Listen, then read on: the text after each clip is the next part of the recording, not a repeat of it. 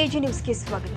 ಪ್ರಿಯಾಂಕಾ ಖರ್ಗೆ ಹೆಸರಿಗೆ ಮಸಿ ಬಳಿಯುವ ಯತ್ನ ಆಗ್ತಾ ಇದೆ. ಸಚಿವರು ರಾಜೀನಾಮೆ ನೀಡುವ ಅವಶ್ಯಕತೆ ಇಲ್ಲ ಎಂದು ಗೃಹ ಸಚಿವ ಪರಮೇಶ್ವರ್ ಹೇಳಿದ್ದಾರೆ.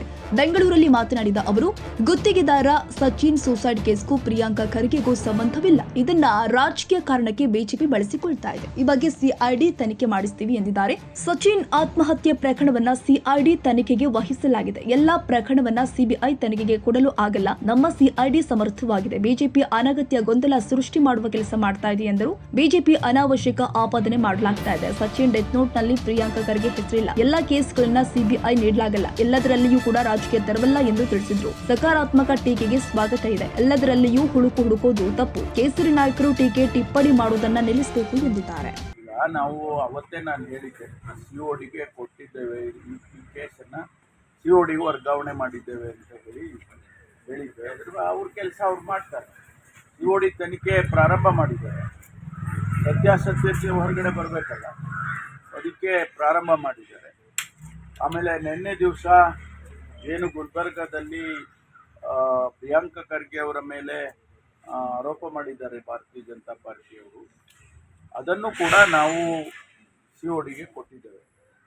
ಇವತ್ತು 10:30 11 ಗಂಟೆಗೆ ಕಚೇರಿಗಳು ತೆಗೆದ ಮೇಲೆ ಆದೇಶವನ್ನು ಹೊರಡಿಸ್ತೇವೆ. ಏಕೆಂದರೆ ಒಬ್ಬ ಸಚಿವರನ್ನು ಅನವಶ್ಯಕವಾಗಿ ಅಪಾದನೆ ಮಾಡ್ತಕ್ಕಂಥದ್ದು ಯಾವುದೇ ಸರ್ಕಾರಕ್ಕೂ ಸರಿ ಇರೋದಿಲ್ಲ. ಹಾಗಾಗಿ ಅದಕ್ಕೋಸ್ಕರ ಅವ್ರ ಹೆಸರು ಕೂಡ ಡೆತ್ ನೋಟಲ್ಲಿ ಅವ್ರ ಹೆಸರು ಕೂಡ ಇಲ್ಲ ಅಂತ ಹೇಳಿದ್ದಾರೆ ನಮ್ಮ ಇಲಾಖೆಯವರು. ಹಾಗಿರುವಾಗ ಸುಮ್ಮನೆ ಅನವಶ್ಯಕವಾಗಿ ಅವ್ರ ಸಚಿವರ ಹೆಸರನ್ನು ತೆಗೆದುಕೊಂಡು ಬಂದು ಅವರ ಹೆಸರಿಗೆ ಮಸಿ ಬಳಿತಕ್ಕಂಥ ಕೆಲಸ, ಸರ್ಕಾರಕ್ಕೆ ಮಸಿ ಬಳಿತಕ್ಕಂಥ ಕೆಲಸವನ್ನು ಮಾಡ್ತಿದ್ದಾರೆ. ಅದಕ್ಕಾಗಿ ಅದರ ಸತ್ಯಾಸತ್ಯತೆ ಗೊತ್ತಾಗಲಿ ಅಂತೇಳಿ ಮಾನ್ಯ ಮುಖ್ಯಮಂತ್ರಿಗಳು ನಾವೆಲ್ಲರೂ ಸೇರಿ ಇದನ್ನು ಸಿಒಡಿಗೆ ವಹಿಸೋಣ, ಸತ್ಯಾಸತ್ಯತೆ ಹೊರಗಡೆ ಬರಲಿ ಅಂತ ಹೇಳಿ ಕೊಟ್ಟಿದ್ದಾರೆ. ಸರ್, ಬೀದರ್ ಸಚಿನ್ ಕೇಸನ್ನ ಸಿಐಡಿ ಕೊಡಬೇಕು ಅಂತ ಒತ್ತಾಯ ಮಾಡಿದ್ವಿ. ಎಲ್ಲ ಕೇಸ್ಗಳನ್ನು ತಗೊಂಡೋಗಿ ನಾವು ಸಿಬಿಐಗೆ ಕೊಡೋದಕ್ಕೆ ಸಿಐಡಿ ಸಮರ್ಥವಾಗಿದೆ. ಅದನ್ನ ಈಗಾಗಲೇ ಅನೇಕ ಕೇಸ್ಗಳಲ್ಲಿ ಸಿಒಡಿ ವರದಿಗಳು ಬಂದಿದಾವಲ್ಲ. ಅವ್ರು ಹೇಳಿದ್ದು ನೋಡಿ, ಅವ್ರು ಹೇಳ್ತಾರೆ, ಅವ್ರು ಹೇಳಲೇಬೇಕು. ಅವ್ರು ಹೇಳಿದ್ದೆಲ್ಲ ನಾವು ಕೇಳೋದೇ ಇಲ್ಲ. ಸಚಿನ್ ವಿಷಯವನ್ನ ಪಾಸಿಟಿವ್ ಆಗಿ ಸಲಹೆ ಸೂಚನೆಗಳನ್ನು ಕೊಟ್ಟಾಗ ಕೇಳ್ತೀವಿ. ಪಾಸಿಟಿವ್ ಕ್ರಿಟಿಸಿಸಮ್ ಇದ್ರೆ ನಾವು ಅದನ್ನು ಸ್ವಾಗತ ಮಾಡ್ತೀವಿ.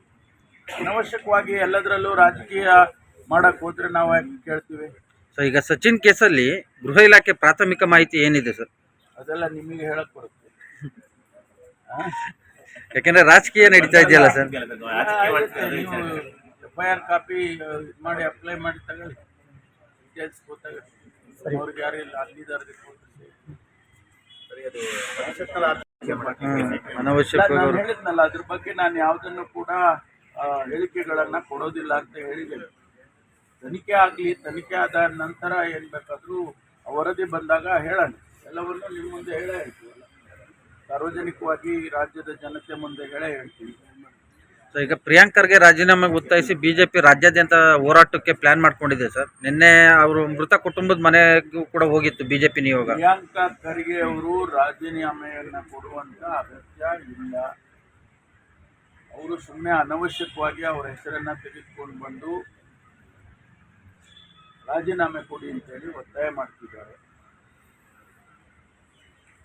ದರ್ಶನ್ ಕೇಸಲ್ಲಿ ಅರ್ಜಿ ವಜಾ ಮಾಡೋದು ಅದೆಲ್ಲ ಪ್ರೊಸೀಜರಲ್ಲಿ ಏನು ಮಾಡಬೇಕು, ಇಲ್ಲ ಪ್ರೊಸೀಜರಲ್ಲಿ ಮಾಡಲೇಬೇಕಲ್ಲ.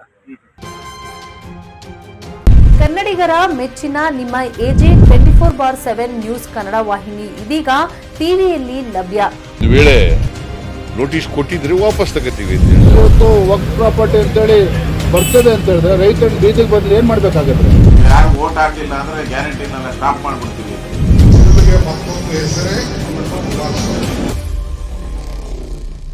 ಕರ್ನಾಟಕ ಮತ್ತು ದೇಶ ವಿದೇಶ 360 ಡಿಗ್ರಿ ಸುದ್ದಿ ಹಾಗೂ ಉತ್ತರ ಕರ್ನಾಟಕ, ಬೆಳಗಾವಿ, ಬಾಗಲಕೋಟೆ, ಧಾರವಾಡ, ಹಾವೇರಿ, ಗದಗ, ಬಿಜಾಪುರ ಜಿಲ್ಲೆಯ ಕ್ಷಣದ ವಿವರವನ್ನ ಪಡೆಯುವುದಕ್ಕೆ ಎಜೆ 24/7 ನ್ಯೂಸ್ ಕನ್ನಡ ವಾಹಿನಿಯನ್ನ ಲೈಕ್ ಮಾಡಿ, ವಿಡಿಯೋಗಳನ್ನ ಶೇರ್ ಮಾಡಿ, ಕಮೆಂಟ್ ಮಾಡುವ ಮೂಲಕ ನಮ್ಮ ವಾಹಿನಿಗೆ ಸಹಕಾರ ನೀಡಿ. ಮತ್ತು ಚಾನೆಲ್ ಅನ್ನ ಸಬ್ಸ್ಕ್ರೈಬ್ ಮಾಡಿ. ಧನ್ಯವಾದಗಳು.